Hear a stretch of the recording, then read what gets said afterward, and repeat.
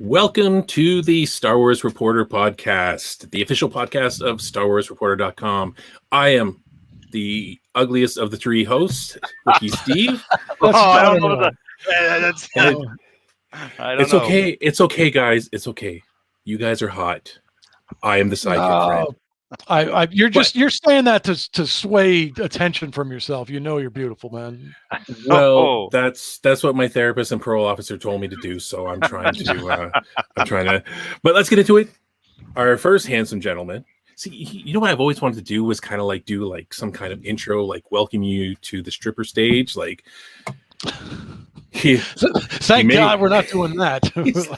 It's like instead of just saying welcome, Trooper Todd, it'd be like, ladies, put your hands together.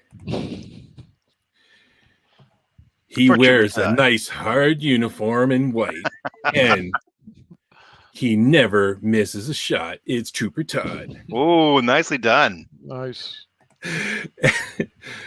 And sorry, Jason. Now I'm kind of fumbling it. Revenge of the Jason. Welcome, ladies. Yeah. He has usual. The Force where it counts. I don't know. So check out his lightsaber. Wow. All right. So today is the topic I've been looking forward to. We're going to be looking back at Solo: A Star Wars Story, which was a very underrated and got a lot of undeserved criticism, but so we're just gonna jump into it. So basically, Solo: A Star Wars Story is the origin story of our favorite scoundrel, Han Solo. Ta-da! Ta-da. In a nutshell, right? Whether you wanted it or not, and it didn't include Harrison Ford, so. Well, where to begin? Like, I know the movie when it started off had nothing but problems already, right? They had original directors, the two guys that did 21 Jump Street, right? And they also did the Lego movie, right? And then they got canned apparently because they weren't following the scripts, sort of say. Like they like to do a lot of improv in their stuff, and of course, and then Kathleen Kennedy said, "Get out of here," and brought in, of course, Ron Howard, which is a very popular director on. I know Steve's a huge fan of Ron Howard with his Willow film back in the day, right, and stuff. So Willow, yes, right. So Ron Howard. I was disappointed to see the two guys get axed from doing the Solo film because bringing just a little bit of comedy to it. Their flair might be very interesting to see with a sci-fi action film, right? Just look what they did with 21 Jump Street. Very, very entertaining movie. Very, very funny. Of course, a lot more adult-oriented when Star Wars the Solo movie would be, right? But but bringing in Ron Howard is a really good choice, I thought, and so that brought up a lot of excitement to get a chance to see the movie. Yeah, absolutely, and it's interesting too because what you just said about the with the comedy or whatever, and this movie had like a ton of that kind of, witty Star Wars humor where the humor is based out of like a real situation. It's not totally forced. And the movie had an energy, and it had a good energy. So I'm actually curious, what you're saying. Like, I wonder what it would have been, what was the difference in that regard as far as the humor of the movie and changing to Ron Howard, who seemed to capture, I thought, the mood of the film like perfectly, a balance of drama and serious stuff, and then the more humorous element. Well, I thought they did a really good job. Even if you look at the original trilogy, Han Solo, just in his mannerism and how he conducted himself, he had a lot of good one-liners, right? Or stuff that brought out some of that comedy release sort of thing, right? And even Chewbacca on that hand too, like, well, I don't care what you smell, get in there, right? Kicks him in, right? Like, they always have that little extra bit of buddy cop kind of feeling to it, right? So, I thought, what would have been with the two other guys? Who knows? All we can do is base what Ron Howard did with the film, and I thought, if you look at it, it's a space, it's a heist movie for one. Right. Like, and it was done in space, and, going into it, I had very low expectations because it came out, correct me if I'm wrong, it did come out after Last Jedi, correct? Yes. Is that correct? Yes. It came out. I believe it came out at the summer release. The right? summer. So Yeah, it was like 6 months or so later. Yeah. Yeah, it was Yeah. like the shortest between two movies. Yeah, too. and I'm pretty sure that didn't help its, coming off of Last Jedi. I know there's a lot of backlash with The Last Jedi, right? So like maybe some people are feeling Star Wars fatigue. Who knows, right? But it's unfortunate, right? I know. I remember going to see it. I went by myself. I didn't have any friends go with me. My wife didn't want to go see it. My kids didn't want to go see it, so I went by myself. Which is okay. I don't usually go to the movies by myself. It's usually I like to go with a friend.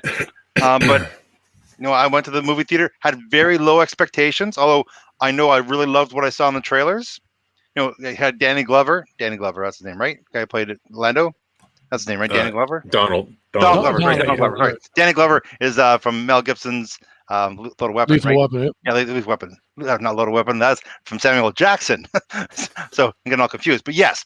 So I went in there with very low expectations. Not knowing that I always enjoy Ron Howard films. So I went in there with low expectations. So therefore, it's really hard to get disappointed. Really, it has to be really bad, I think. But I went in there and I was very, very surprised. You look at the cast, right? Woody Harrelson, who's usually good in everything he does. You have, Glover, who's amazing.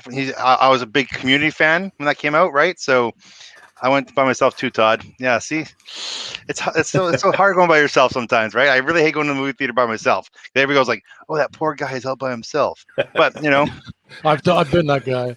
You've been that guy, right? So, but just for me, I really thought the movie was really good. I knew it. I saw it late in the release. I knew it was getting some bad reviews. So again, my expectations was even lower. But maybe that's why it was so good. But I now watched it 3 times since it's been released on video on streaming, and every time I'm watching, like, this is a good movie. You know what I'm saying?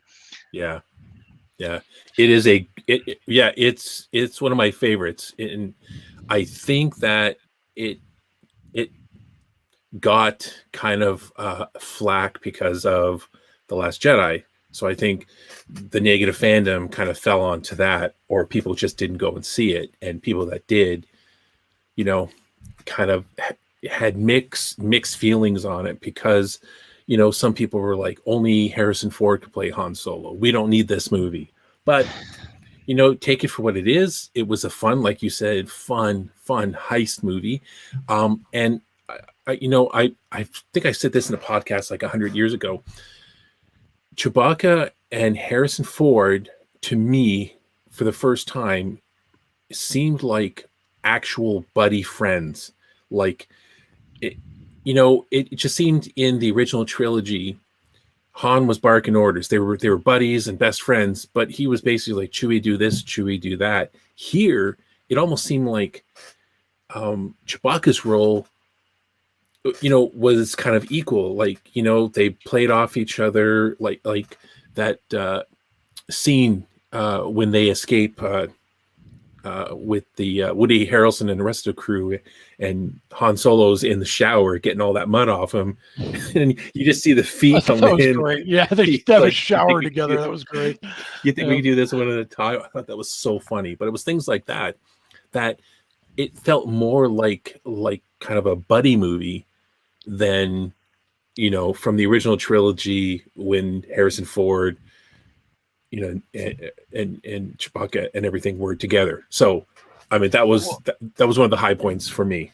Well, look at how they introduced the two people, right? You have Solo on this whole incredible journey out in the battlefields, right? They're not even stormtroopers, right? They're below the stormtrooper class, and obviously it's terrible, and the conditions they're fighting this lost cause, which is kind of ridiculous on its own, which I thought was so good, and just his sarcasm and it was so good and just lighthearted, but at the same time serious, right? And then just the whole thing, feeding to the beast. I remember watching the first time. I don't know what you guys thought, but I wasn't thinking, for some reason, this wasn't how they're going to meet, sort of thing. Threw him in, then you see this thing come out, and like, oh my goodness, Chewbacca. And I thought that fight scene between the two was so well done. For one, it was exhilarating. It was thrilling. It had emotion in it, and it was funny. Like, it was so funny and just so entertaining, over the top. like everything from Han Solo getting thrown around, hitting the pole, the whole thing. He starts kind of drowning him in the mud, right? And he starts going, and it was so good. When you mean like when Han starts talking Wookiee, yeah. Speaking in Wookiees. I did not see that coming at all. It just, but again, it was funny, right? To me, it could have come off looking so hokey or so corny or so stupid. But I didn't think. I thought it was well executed.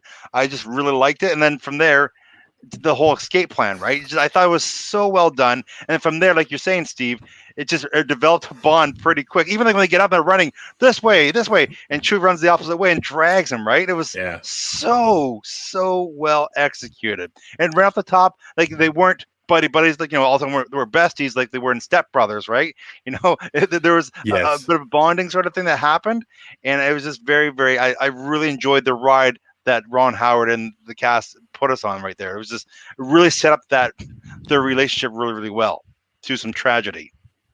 One of the things, of the many things this movie did really well, and some of the stuff, and we almost kind of talked about this with Revenge of the Sith, how there'd been rumors about Anakin and Obi-Wan. It went down on the lava planet, and that had been since original trilogy, since I was a child. And Han Solo, like what I did know of Han Solo, all of that story goes back. Like a lot of people know that he was in the Imperial Academy. Like you've heard that story forever.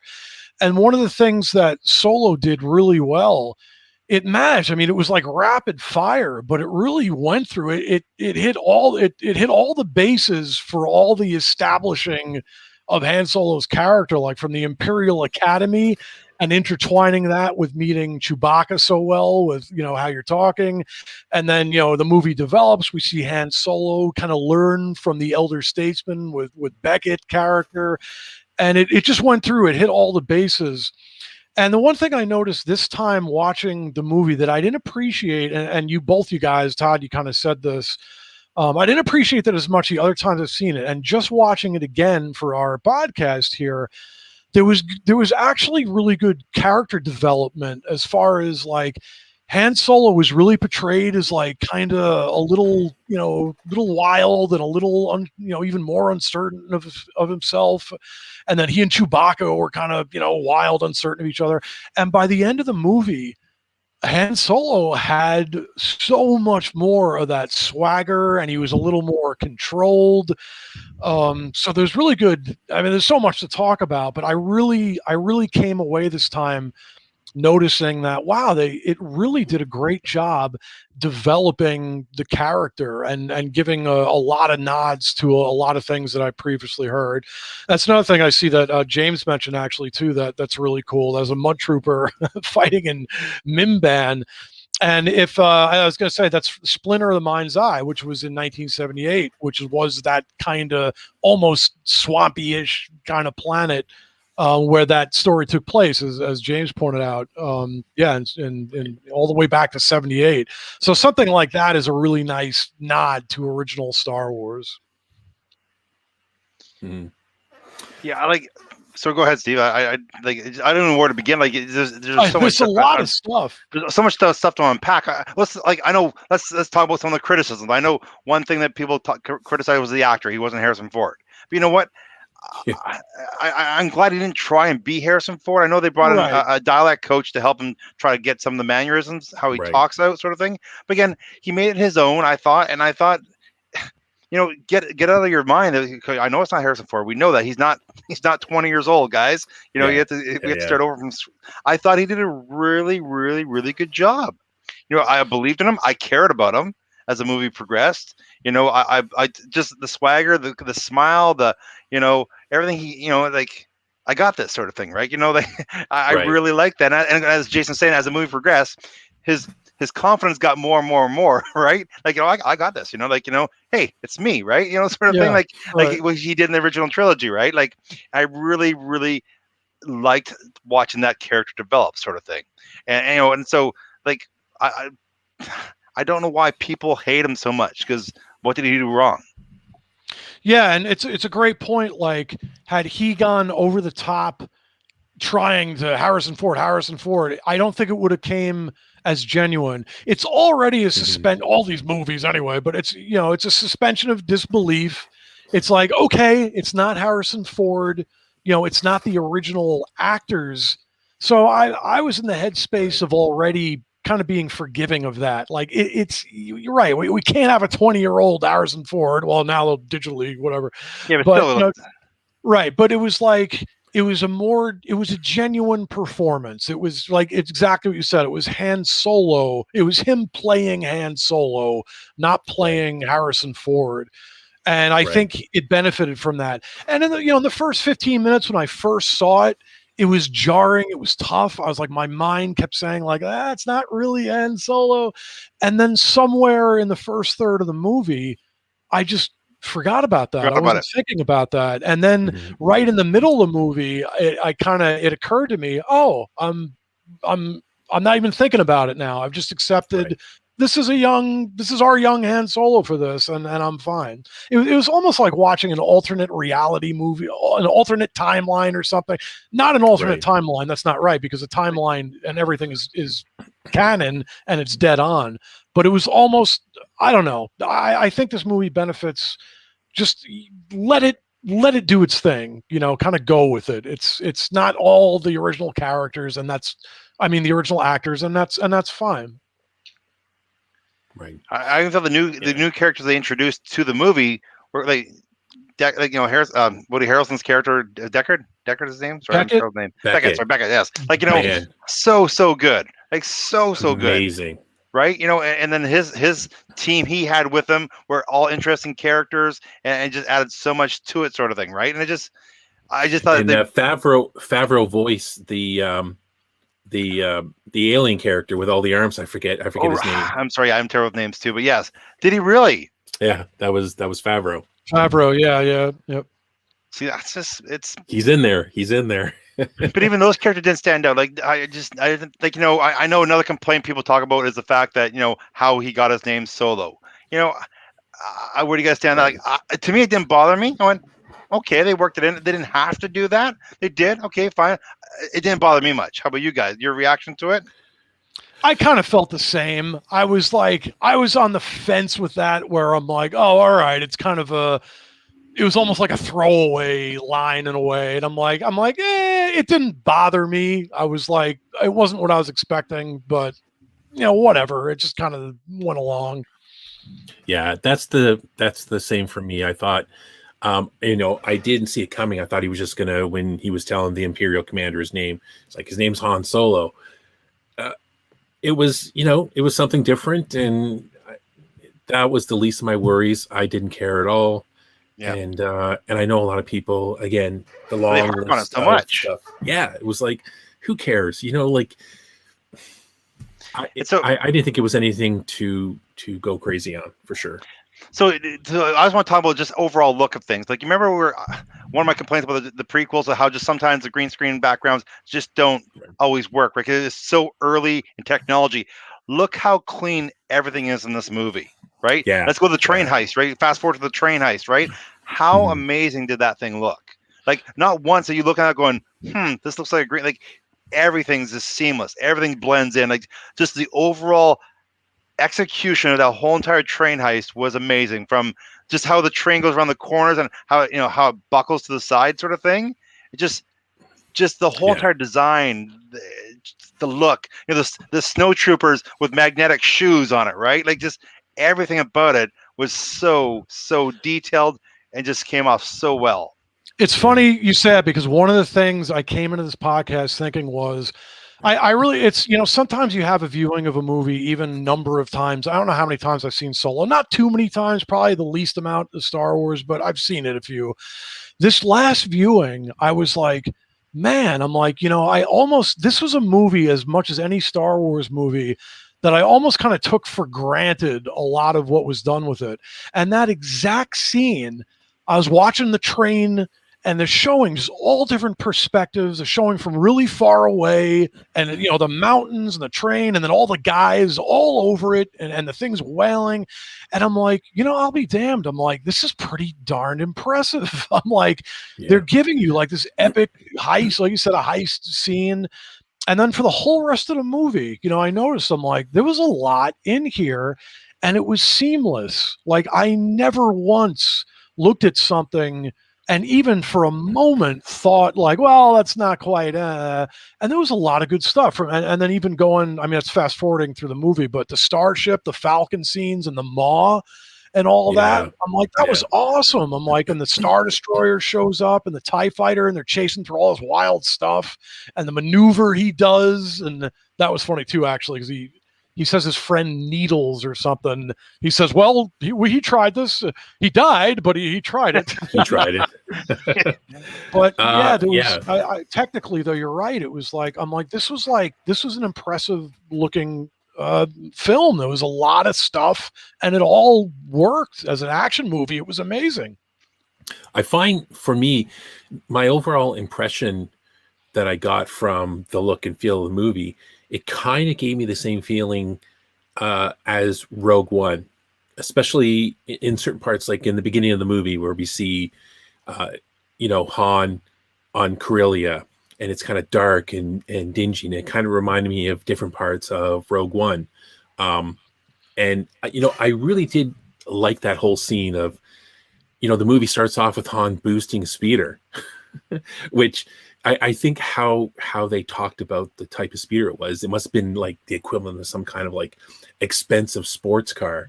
And, it touched on the fact that he was kind of like part of this kind of, I don't know what you would call it, like warlord or who use kids to like steal and stuff, which from what I understand, one of the origin stories of Han Solo in probably the EU is that the fact that he was a teenager or a young kid who was an orphan that was taken in by one of these criminal overlords, and that's what happened. And he kind of learned a little bit, at least in the EU, from this person and went on his own. And it almost seemed like they turned the character from the EU that Han learned from into what became Tobias Beckett's character, right? Because it seemed like Tobias Beckett was Han Solo, sort of, right? Some of this similar, attitude that maybe Han got some of his characteristics from, or some of his life philosophies from. So, but overall, the movie, to me, it really felt like Rogue One, and Rogue One is probably my top 5 of Star Wars movies. There's a magic to that time period of pre A New Hope and A New Hope. And of course the original movie, ever. But there's definitely a great dynamic in the Star Wars universe of when the Empire is starting to really step in and seize control, because you have that conflict of everybody like, whoa, having to back off with the Empire just filtering through everything, and the rebellion, beginning to form. And there was just something in the dynamic. I thought the exact same thing as well too this time with Solo. I was like, this has a very similar, not very similar, but it's got some similar feel of Rogue One, where you're seeing this raw Star Wars universe and it's war torn and it's kind of rough and all that. I thought the same thing. I think the time period is just ripe for core Star Wars.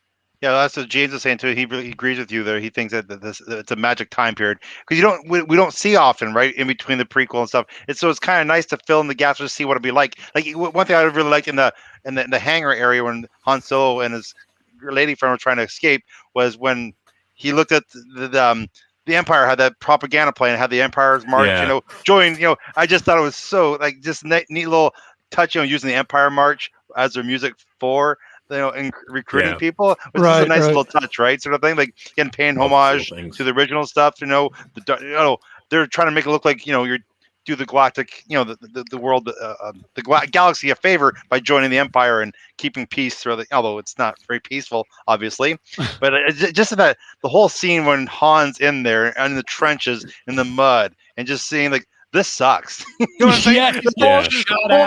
This sucks. Like when a commander goes, "So let's go," and boom, he blows up, right? Instantly vaporized, right? It's like, oh, It was just so ludicrous. It showed like, and they're just obviously just trying to flex their power and take over somebody else's land, right? It was so good.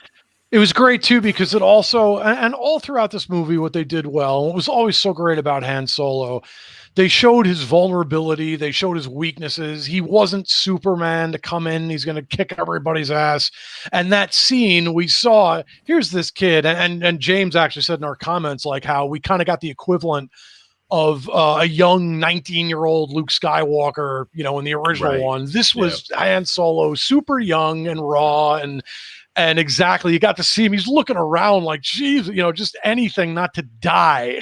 And he's always had that. Right. But it's a great dynamic. So the movie totally succeeded in that as well. It really took off for me again. When the character played by Woody Harrelson, Tobias Beckett, came into the picture and the group. Woody Harrelson can do everything from comedy to, when he played Natural Born Killers, where he's like cuckoo and stuff. Mickey and Mallory, yeah. And like even like this kind of thing, like Star Wars action, like he has such a wide range. And for someone who went from Cheers being this dumb bartender, which is hilarious, to when they meet up with Lando, and Lando's trying to screw them over on this deal. Like, I want this much percentage, and that was great. He's like, it's all you're going to get 20. It just like Woody Harrelson can give this look that he speaks a lot in his eyes, kind of like Harrison Ford, actually. Yeah, exactly. He means business. Like, he just, his eyes say wonders and say a lot, and that's it's a hard thing to pull off as an actor too. Like, with just you saying stuff with just your facial expressions and do it so that everybody understands it. Yeah, he's a talent. He was the Obi-Wan of scoundrels. Really, he was the he was the Obi-Wan of it's Luke's Obi-Wan. This is Han Solo's Obi-Wan essentially in a movie, and as such, he kind of.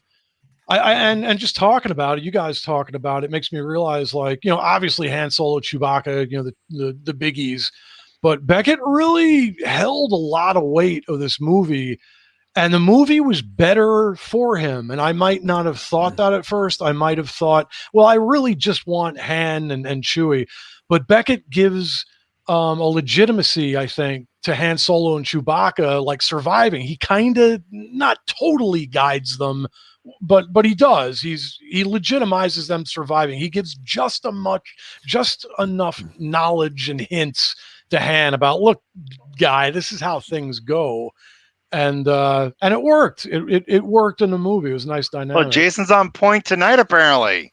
Obi-Wan is scoundrels. There's a new T-shirt. Thank you, James. My man.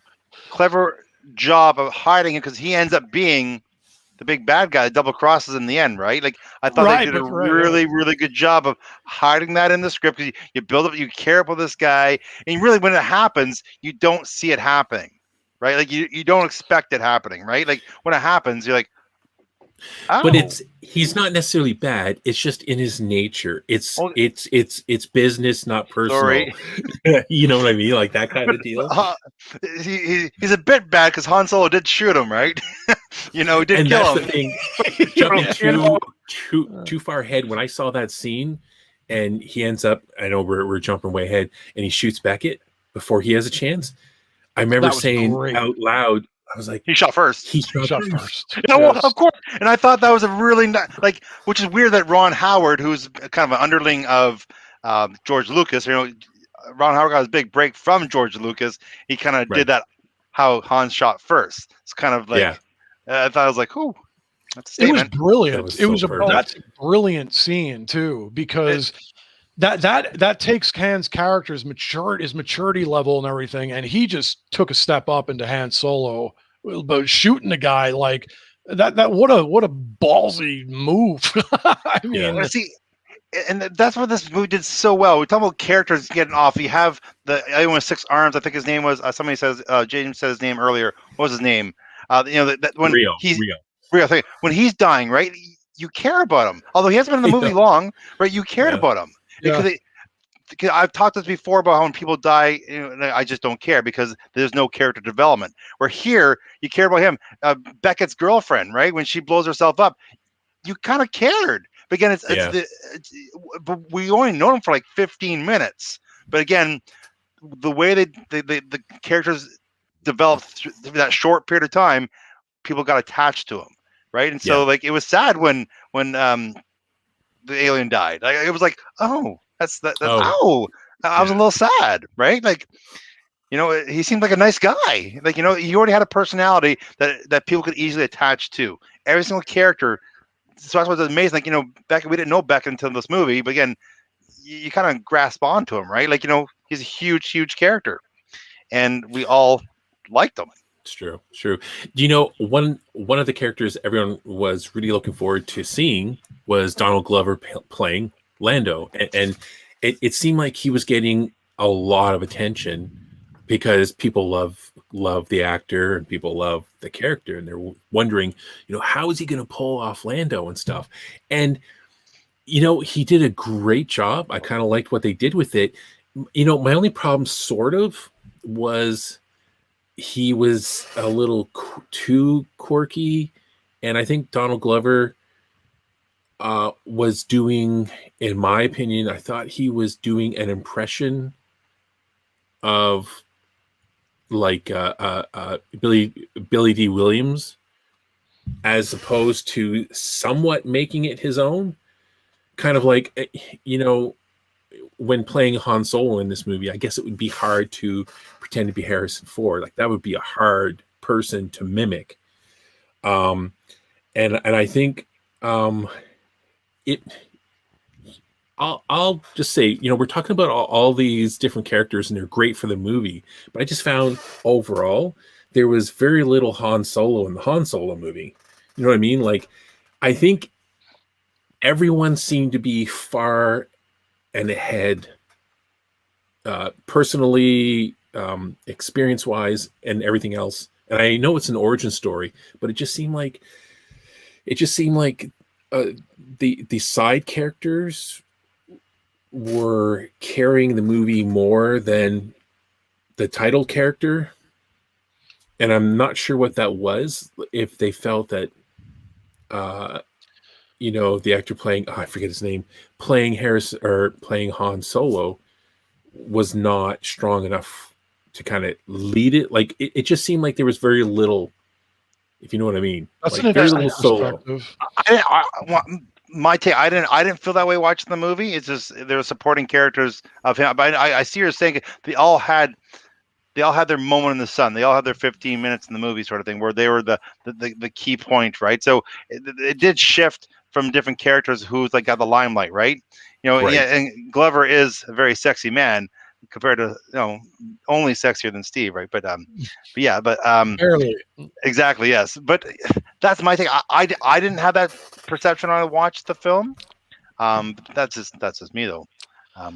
I actually I can understand that. I the one thing to be, and the movie's great. If little criticism, I could almost agree with that. Like, through some of it, when I was watching it, I'm like, it's a little dense. I get it though. We're trying to say all the stuff. It was a little dense with characters, a lot of characters, and I kind of agree with that. It did take. You could have done this with a more stripped down, just simpler plot, simpler movie, and just Han and Chewie, and like, I get what you're saying totally. And if anything about Lando's depiction, but some people are just born with it. They're like, he was like so far past Han in just galaxy world experience, galaxy experience, universal. He was extraordinarily wise and wisdom for somebody extremely young, and maybe a little bit overdone. It didn't take anything away from me, but See, I like that.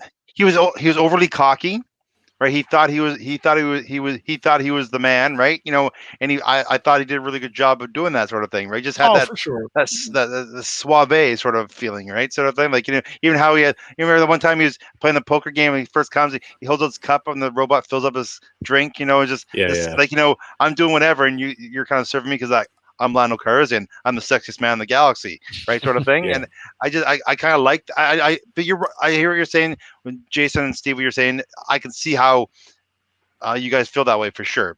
I didn't mind it so much, just because I know who Lando is. So I like the fact that I got to see a little bit of Lando and just develop that character from the early days. I enjoyed it. Great. He was absolutely awesome. He was made to play Lando. That's a nitpick. For sure. That's a total nitpick. Not even like the way like his suave and his character was great. Like I thought just maybe it's a little heavy on just all the knowledge. He just seemed like a guy who was 60 years old with knowledge about the galaxy and some things. But that's a nitpick. That's not really. I thought he was great overall. He was absolutely great. I think James, you're posted right there, Steve. I think James is right on the nose. I think he's just put on a good show, right? Like, oh yes, my ship's parked over here. Well, he's not parked and hiding. It's actually in lockup because it's in lockup. Right. Yeah, no, that's so he's not as smooth as he says he is. He's a bit of a pirate and a fraud and and a con man, right? Obviously, because he cheats in cards. He's not a great guy. And they totally tricked us in that when they were looking, they needed a ship, and Han's like, I'm going to play poker. Man, did they ever do a twist on everyone? Because everyone knows Han won the Falcon from Lando fair and square, right? Yeah. We learned that in The Empire Strikes Back. Lando's cheating. I love that. But then it was like, they totally tricked us, right? It wasn't the first game. It was the next game, right? The follow-up game.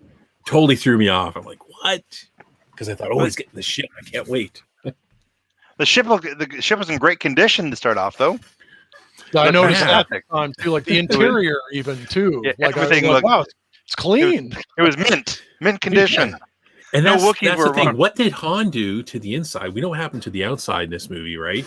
He partied. Yes. But it's like Wookiees, Wookiee walking around with all that hair. I'm sure they're dragging some mud here and there. I don't think they share the shower all the time. So maybe. Yeah, one thing that Star Wars has been doing really good lately, it's kind of what's becoming kind of my favorite theme in Star Wars. It's kind of like the scoundrel, the underworld theme, like the Mandalorian. Rogue One has some elements of that. And this movie, right? So when we run into Dryden Voss, Paul Bettany's character, such a great guy. He is one of those. He's acting nice. No, it's so good. When they lose the shipment and they have to go back and tell him. But the niceness is not fully nice because he's probably going to kill them all because of it. And then they have that negotiation in the room where they're going to go to a what do you call that? They're going to go to the mine and kind of do like a mine heist, right? The unprocessed materials, yes. Yes. So I really liked, and there were certain little small things that stood out to me. Like when we first see Voss, he's killing some local governor. And that's not the thing that stood out to me. The thing that stood out to me was the servant who was holding the tray of drinks. And if you noticed, it was really weird. It was kind of like in Empire Strikes Back, Lando's assistant. Lobot. I forget it. Lobot, right? He's got the little thing on. But this person was this female person, half a head. So basically, no brain, being controlled, just needed the body to carry drinks or whatever. I thought it was so eerie. It was like so dark criminal to have something like that done. Just all these little small things, right? And he addresses her like almost, he's like maniacally kind of laughing, or I forgot what the line was, but he takes a drink and there's like a little exchange. And to me, that almost makes it a little bit more diabolical in a way. It's almost like teasing in a way. Like, well, you're completely, maybe even literally brainless. Yeah. But I don't know, it was something maniacal. But that was another really good portrayal in a movie that kind of took me by surprise. And Paul Bettany's I love that guy. Yeah. Good actor. And if I read correctly too, he kind of came in late. I could be mistaken with that. I believe he was begging to be in the movie. He was like sending messages to Ron Howard or something. And another character that could, but just what you're saying too, those kind of characters just work so well in Star Wars. The the underground guys, the crime boss, the underlord, all that kind of stuff. And and absolutely, he was fantastic. Fun fact: I don't know if you guys knew this or not, but when they shot Paul Bettany's all his scenes, he has no scars on his face. He was surprised in the movie. They actually, all the scars are all digitally put on his face. Did you notice they fade in and out? No idea. Did you notice that they I picked up this time, and I could be mistaken, because I remember the last time the movie, and it was almost kind of inconsistent. And this time I could be wrong, but to me it seemed like the more intense he was, they would because when he was like fighting, they were there. When he was in the beginning, the first scene with him, he was meeting with somebody like a local governor or something. I forgot what the guy's title was, but they introduce you to him, and he like just slashed the guy, and those scars were really prominent. And then after the guy, the intensity was over, they slowly faded. And it's like, oh, I didn't pick up on that the last time. Right. Yeah. But even how about, and so go ahead, Steve. Go ahead. No, you go ahead. I'll just say with him. I think also what they did with the Han Solo's love interest, right? Here she is, they get back together, sort of thing, by chance, sort of thing, right? And then the fact that in the end, like, she leaves him. Yeah. Right. Like, right. Like they have this plan, and she just gets him, and she flies away, and it's like, wow, didn't see. I don't know if you guys didn't see that coming. A lot changed in 3 years. Right. Like she became a different person. And that's the thing. That's, I felt that character was like very advanced, right? Like maybe it was just the type of character she was, but it's like, so in the 3 years, so Han joins the Imperial Navy, but he doesn't listen. So they kick him out and they put him on this mud world, which he probably deserved to be. And then, so in that time, right. So Kira gets sold into, I forget what they're called, the Dark Sons or, Crimson Dawn. Crimson Dawn, sorry. And somehow makes her way to becoming Voss's kind of right hand soldier, basically, in 3 years. Plus, she learns this kind of like Jedi or kind of dark Jedi fighting style. You know what I mean? It's like it's very, very advanced. Like I think that they worked really.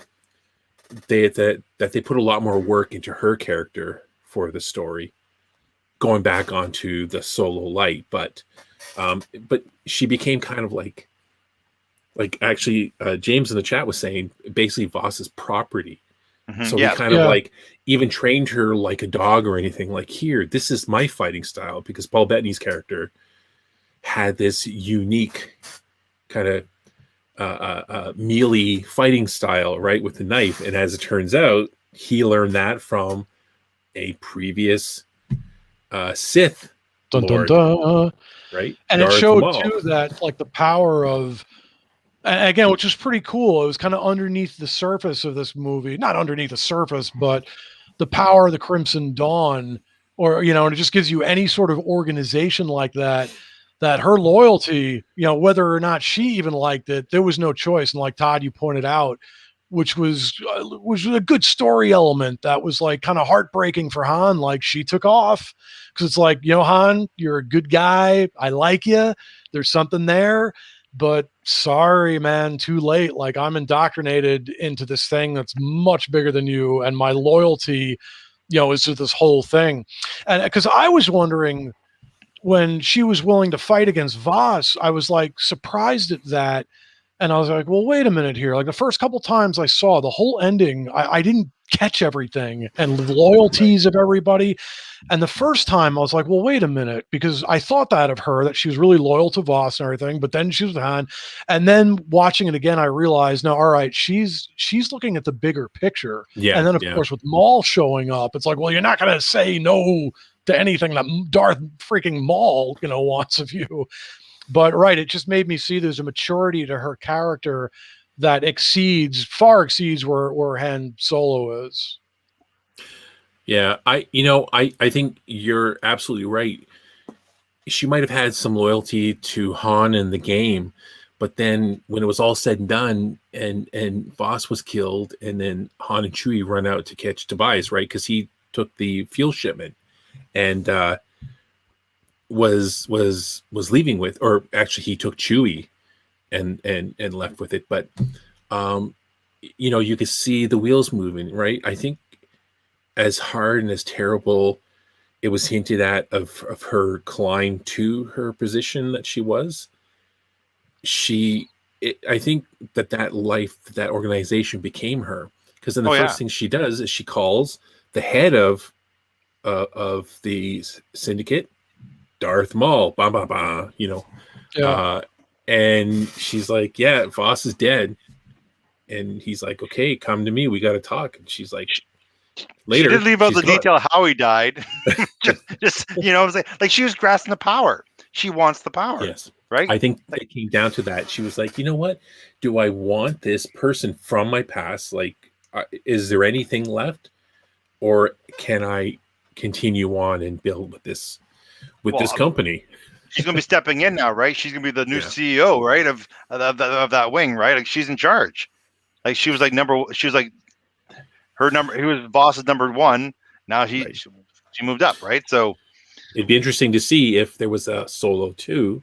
That element, exactly. I was just going to say that. Yeah, if she was to then meet with Maul and maybe become his apprentice or whatever. You know what I mean? It'd be interesting how they would progress her character, right? She would have to go all in, or I think it's a missed opportunity because, I know it didn't get good money, but Disney Plus, you're looking at bringing back a possibly a series.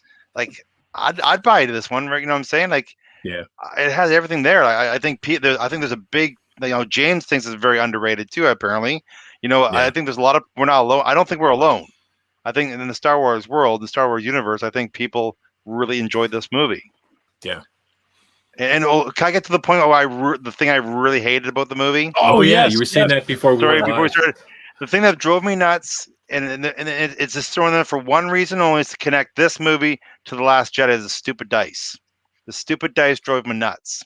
The dice, nuts, really? Because the dice I've never seen before in any other movie except for The Last Jedi, that Luke gives Leia the dice, right, at the end, or she has a dice, right, sort of thing.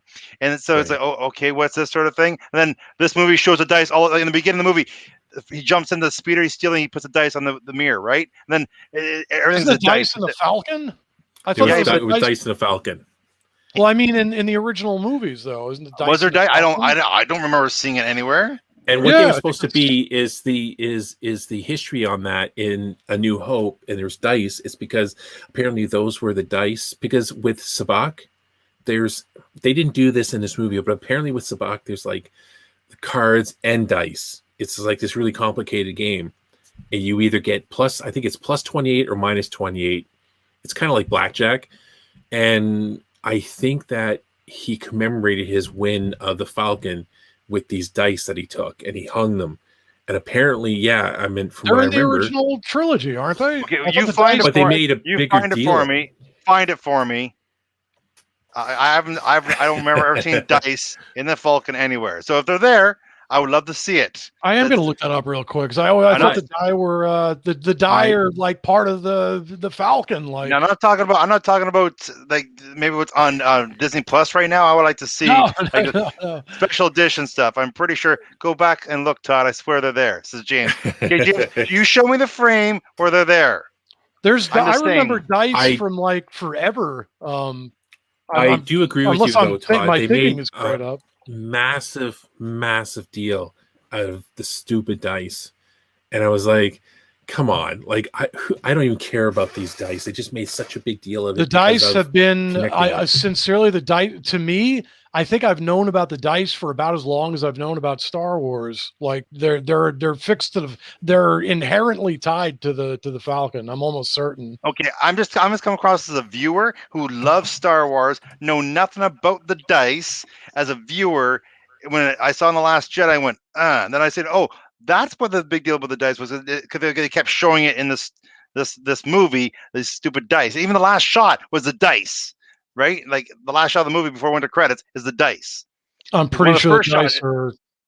And so I would love to see it if it's there. But again, it says, look at this, Todd. Are you able to pull that up, Steve? Yeah, the dice were in the original Star Wars movie. Like they've been like a part of the Falcon since the very, very beginning, actually. And Solo's dice. See, I think I had like I'm trying to think if I even like had like a toy or a pendant or something. Han's dice. Here it is. I can't. It's so small. Well, they were written about though. They were like, I'm looking at the photo. It's really small. His dice were like, they were written about though. Like they're in, I don't know if they're in a comic book or whatever. We're talking about movies, guys, and the movies it was never mentioned or shown before. It just comes out of nowhere as a viewer sort of thing. Like the original movie. But they never mention it. They never show it. They never, you know what I'm saying? Like, I think they're visually actually in A New Hope. I'm pretty sure. Okay, we'll do. There's a little bit of homework. We'll look that up. Well, that's coming up soon, right? We have Rogue One next, then Episode 4, and I'll be looking for these dice. That's right. Yeah, well, even James is even saying here too. Like Chewie bumps his head on him. Like I'm almost certain they're in A New Hope. Okay, here's the point is it's too subtle to actually to make a big deal about it. Like, Leia's so connected to these dice, it's never been ever brought up before. You know what I'm saying? It just means nothing. And then until you watch the Solo movie, oh, that's what the dice is for. Okay, they were a big deal. Like not a big deal, but they were. Never in the movies, guys. Never in the movies. Wasn't it? Way back. No, they make a big deal about dice. It feels. I'm telling you, man. I remember as like a teenager or whatever, like we weren't running around like, dude, Darth Vader and the dice, my favorite things in Star Wars, but they were a thing. I'm telling you, they were a known. Okay, well, let's watch Episode 4 soon, and we'll be able to discuss the dice. That'll be the whole forward theme. To that discussion. Star Wars. I'm just saying, Episode 4. I keep doing this other. I'm a filmmaker. Makes no sense. It's too vague, and it doesn't have a connection, emotional connection, so it's useless. That's all I'm trying to say. It did to me though. It's just like I'm telling you, like the dice were part of on his rear view mirror in the Falcon. It's like it's the equivalent of what people hang stuff off their rear view mirror in their cars. The fuzzy dice, right? It's very 70s. Like people put fuzzy dice, literally, and that's what it was in the Falcon. He had it like hanging down, like from the doorway or something. But they actually have been sort of part of the lore, like the whole time, for real. Okay, well, I will look for this dice that's in the background. It's not talked about or mentioned ever in the first 3 movies, but okay. I mean, that's what James is saying here too. He's just, Todd's point is valid. The dice are never spoken of or pointed out. It's a super obscure Easter egg, right? So super fans would know this or like somehow come across it. Like when I was younger watching the originals, I didn't notice these dice at all. It wasn't until much later. And then, of course, I really looked into it even further when everyone was talking about these dice this, dice that, and Solo, right? But I'm telling you, the reason why is because at one point, at least in the original trilogy days, Han's dice were a thing. James may comment on this. If I'm not mistaken, they might have even had some influence in one of the role-playing games, like Han's dice. There was something to them in the role-playing game. I could be mistaken with that. But I'm telling you, they were like a thing for a while. And when I saw Solo, and actually when I saw it in The Last Jedi, I was like, oh my God, his dice. Like I did react to it. I did actually genuinely. They really do. I understand too, the point, sure, that there'll be a lot of people and maybe even like younger fans too would be like, what the hell is the importance of these dice? But maybe it's a deep cut thing, but to a certain segment of maybe ancient fans, they do have some emotional They're significance. trying to do So, Easter Jason, you're eggs. saying that me and Steve, from 5 years old till, let's say, Yeah, to and you like guys are my 12 years old, we generation. played Star Wars wrong. We were worried about blasters and lightsabers. We were missing the dice, Steve. You're missing the dice, Come man. on. Come on. We had no soul in our playtime, Todd. So, so this is funny that of all the podcasts we've done, this is the most heated discussion we had about the I love stupid it. dice. Yes, I'm the starting. dice. I love Easter eggs. Don't get me wrong; it's great as an Easter egg, but it came out to be supposed to be a huge emotional plot point in the movie when Leia gets these dice, and it meant nothing. For some people, it'll be interesting. I'll do a little research on it too. It'll be. I want to see it in the movie. Yeah. I can't wait to see it. Episode 4. Yep. One thing I just want to touch on, I was just thinking about this, was the Enfys Nest character and that whole plot line, right? Where That's it turned another out she interesting was in a couple of scenes. But for me, the kind of unmasking, the reveal where when Han and Tobias and the rest of them are refining this fuel before they bring it to Voss on this place, and Enfys Nest shows up and confronts them, and you don't know who she is because she's wearing this whole full suit with the distorted voice, and when she ends up taking the mask off, it was like the music was like bah, nah, nah. And then even Han's like, wow, looks at Tobias, and I was thinking at that point, wait a minute, did I miss something earlier in the movie? Was there some significance of her face or her person? I was like, wait a minute. And when I watched it again, I'm like, no, there was like this overreaction, like, oh, it's a girl. Because I remember when it first happened and she pulled the helmet off, my oldest daughter is with me. She leans over, she goes, I knew that was a girl the entire time. It wasn't because she's a girl, though, I don't think. Well, I thought it was because she's a kid. She's right. She was a young kid. She was young. She was young, okay. Which to me symbolized that it's a youth movement, the rebellion. Exactly. Yeah, that's what it was like. It's like even her whole speech she's giving, right? It's all about like, this is the start. This is where the rebellion's getting going. It's getting some traction. It's getting, which I got the hair standing up because it's a really, really cool part. The fact that this is, again, like Rogue One, it's a start. It's a start to the rebellion. Exactly. And everything leading to episode 4, which is again the magic period, right in between the prequels and the start of the rebellion. It's kind of a neat little. Right. See, I misunderstood that because I thought they were saying like making a big deal because I see. She was female. I thought, what what are they trying to say? Like there's Ahsoka, there's what I mean? Like I thought, so what are they saying? Like they're surprised? And I was really shocked until I saw it the second time. I thought, oh, I missed something. I wasn't paying attention or something. I was talking to my daughter at a certain, point.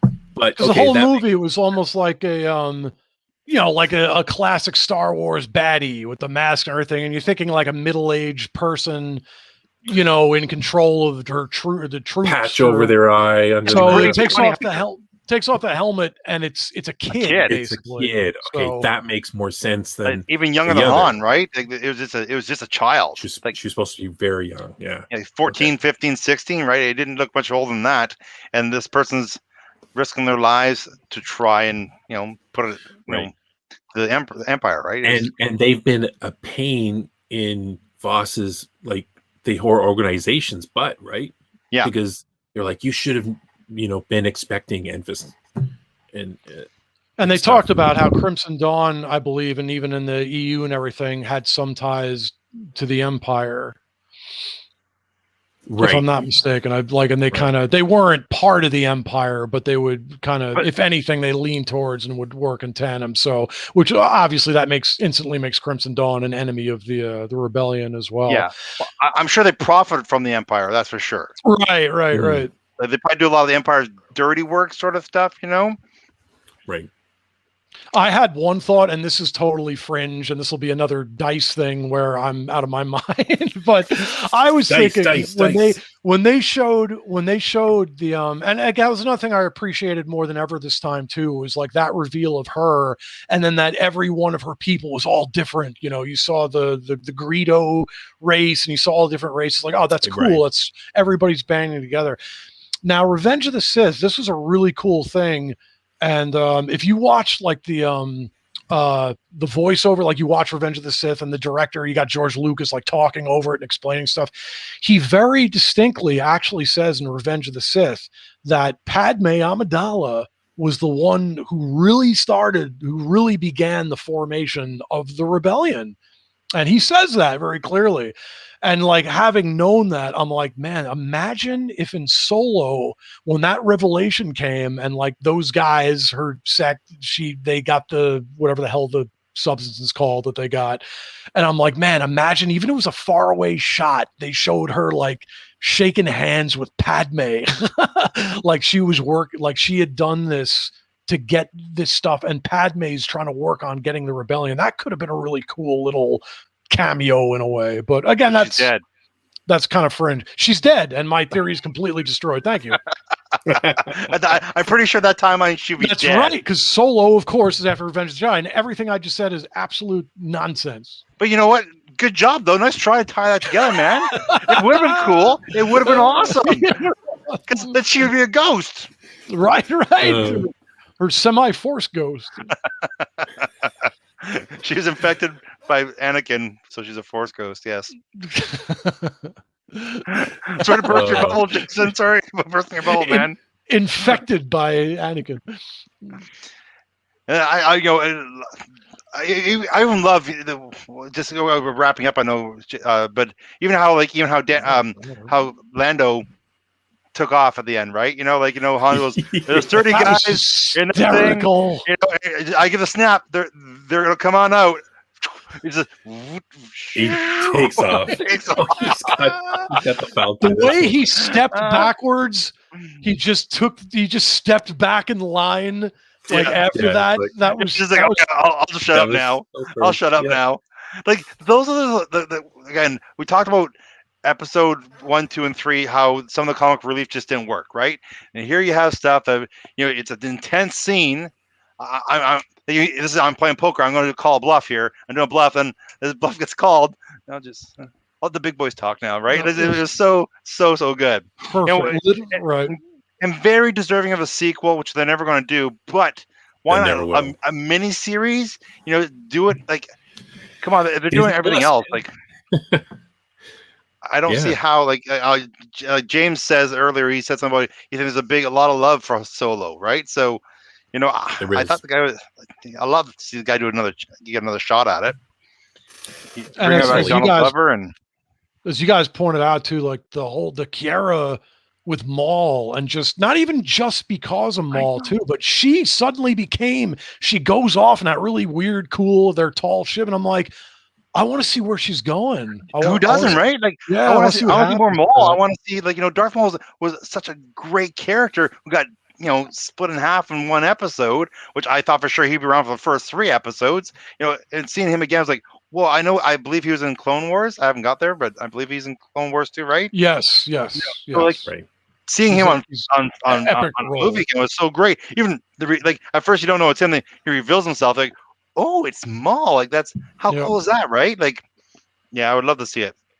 So here James says, well, I'd be happy with a Solo novels. Do a Solo. That'd be awesome. Yeah, it's too bad because man, it was left open, and also too at the end where Han tells Chewbacca about this crime lord looking for help called Jabba the Hutt. Like, that was great. Awesome. He didn't mention the name though, did he? He didn't mention the name. I don't think he said Jabba the Hutt. He said Tatooine. On Tatooine, that's right. He didn't say Jabba, but yeah, you know who you're talking about, right? He's getting a crew together. Yeah, I would love to see that, right? Which is funny because that ends up being the job that Han gets into a lot of trouble over. I know. They could have so much more fun with it. I would love to see more Han and Chewie together. Like you're saying, Steve, earlier, like their magic on screen was so good. How they played off each other all the time was so good. And Chewie, we didn't say enough in this discussion too. Chewie was awesome in this. Well, we talked about Todd, you mentioned like their first fight together and everything. And I remember thinking that was great because we saw Chewie as raw and he was kind of like a beast, like a little more untamed. And there was he was great too. Like Chewie was done so well in this movie too. On the mining planet, right? When he those other Wookiees he helped free, right? Yeah, the other Wookiee was cool. He grabs the old guy and they put their heads together. And, it was so good. So good. Like, because they had the one guy, his friend, like, well, we're taking off this way. You coming? And Chewie's like, no, I'm staying with this guy with these guys. Yeah, it was so good. Chewie's never really had a bigger opportunity to have some character development, right? Where he had a lot of time, right? A lot of screen time, talking back and forth. I thought they did such a great job with that chemistry of the two guys. They gave him a chance to. I know Force Awakens, he had a little more screen time too, right? Right. But it was really, really. Last Jedi just had him barbecuing freaking porgs, right? He didn't really do anything. Right. So like this way, they actually let him have a character, let him do stuff. They let him, because who doesn't love Chewbacca? I know. Right? No one hates Chewbacca. No one ever said, too much Chewbacca. No one's ever said that. No. Only people you don't want to be friends with don't like Chewbacca. Right. Yeah. And Chewbacca really showed. I mean, he, with the character development, he was a scoundrel too, right? Him and Han were perfect together. He wasn't like this noble Wookiee. He was like, I want to make money for this job. I wanted this. You know what I mean? Like, come on. It was a perfect. Well, he was in the jail for a reason, right? There's a reason why he was in that little jail cell, right? So you're right. They were feeding prisoners to him, basically. Yeah, that's wild. And they showed him rip the arms off of somebody too. Yes, they did. That's right. That's awesome. And that's when Han's like, "Oh, that's great. That was the uniform that would have fit me perfectly." That's what he's thinking about, right? I thought that's funny, right? He just looked past the arm ripping off, and he's like, "Great, now I got to wear this other uniform. Thanks." But even that's a nod to episode 4, right? The rookies don't rip your arms off, when they lose, right? So it's a great. You've never seen exactly. You never seen a Wookiee rip off arms, but now we did, right? So it was just so. I don't know why it got so much love, so much hate from critics. It really checked all the boxes for me. I want to watch a Star Wars movie. It felt like Star Wars. I had stormtroopers, had TIE fighters, we had Star Destroyers, right? When they're trying to do the Kessel Run, that Star Destroyer was right on the entrance way. Like, how good was that? It was like so good. Everything about it was good. What did you guys think of Howard? Oh, I think the scene was sorry, James was pointing out how Han was calling him a coward. Chewie, come here, and Chewie's like, no. Yeah, just saying he was kind of going into big scaredy cat in some of A New Hope. Yeah. What did you guys think of the explanation for the parsec run? Like how he ended up using it's rounded down. Yeah. I thought that was interesting. We got to see him do the Kessel Run in less than 12 parsecs, so rounded down. A little bit of bragging about it, like to the the one guy that like when he was getting the energy one guy, and he's like, I just did the Kessel Run and 12 parsecs. He was trying to brag about it. The guy was just like, I don't know. He's oblivious. I have no idea what you're talking about. Whatever, like. But again, he didn't waste any. He just kept doing it anyway, right? Again, he's always trying to show how important he was, or how cool he was, or how suave he was, right? So this is a nice touch. Yeah. I really loved it. Solo was what made me really, really love Chewbacca as a character. He was great in all the other films, but he was his own character in Solo, right? He wasn't a side character that, roared like a bear and sat beside Han on the Millennium Falcon. He was his own character, and I really loved it. Even how they worked in about him being a co-pilot, right? Originally, she's sitting and being the co-pilot, and she doesn't know how to do anything. And he's like, doot, doot, doot. It's like, and literally, she gets up and gets and moves in, right? Right in there. Just jumps right in right away. Doot, doot, doot, doot. Again, another great way of working it in. And that's how they were working seamlessly. You have the end where they go to light speed. They both had their hand on the light speed controller and pulled it up, right? Like, that's right, yeah. Rose, and man. how they were looking at each other. It was like, I just don't understand why there's not enough love for this movie. Yeah, I no, don't- I it's think really people good. need to Man. watch it again. People need to rewatch this film to appreciate it, right? Like, it's been enough time past The Last Jedi. Everyone needs to take a breath and get over it and rewatch this movie because it is Yeah. amazing. Like I said, it's probably in my top five. Five I don't know. of I don't all know the where. films. I don't know where it falls. I can't. That's funny. This movie does kind of sit by itself for me. Like I don't know where I put it in my hierarchy. I definitely love it, but Well, I can't wait till next week when go back and watch Rogue One again. I haven't watched Rogue One since I watched Solo. So I remember really liking Rogue One. I remember really liking. So this will give me a chance to see which one I like more. Right now, like I would say, it's high up there. Like I know for me, it's Empire Strikes Back. It's A New Hope. It's Force Awakens. This has got to be close to that one. The top, like Steve said, top 5, top 6 easily. And again, and we're talking minuscule notches here, like because to me most of them are really really good, and I'm being super nitpicky. There's nothing I didn't like about the movie except for the dice. That's the only thing. My only complaint I have with the movie. My favorite scene. The dice is the best. You didn't know the last shot was a dice. Come on. the dice. I know. Nuts. But yeah, I can't. There's really nothing with Solo where I'm like, oh, that sucked. That was terrible. Like all the way through, I'm like, and it gets, another to me, a sign of a good movie is I enjoy the good movies more the more I even see them. And honestly, I had one of those just kind of really good viewings this last time to watch it for this podcast. I was like, man, I really, really enjoyed the hell out of that. I'm like, it was just like the best viewing I've had for it was this latest one. I was watching pretty late last night, and I was watching, I was going to text you guys. All you guys are all be in bed sleeping. Problem. Like this movie's so good. I was watching the train heights. Like this is such a good movie. Like I just don't understand.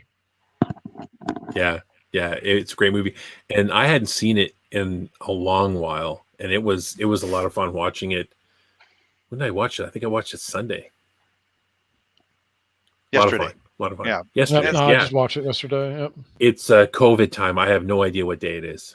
No kidding. Right? This is my office. This is my working office. This is my play office. I don't leave this room, right? So yeah, it's never leave. But anyways, so final verdict on Solo. It's a win, man. If you haven't watched it, or if you watched it the first time, give it another shot. Like go back, get Harrison Ford out of your mind. Watch the movie for the movie, and don't get hung up on it. Just watch it. Tell me it's not a good time. Tell me that you weren't entertained. Movies are supposed to be entertaining.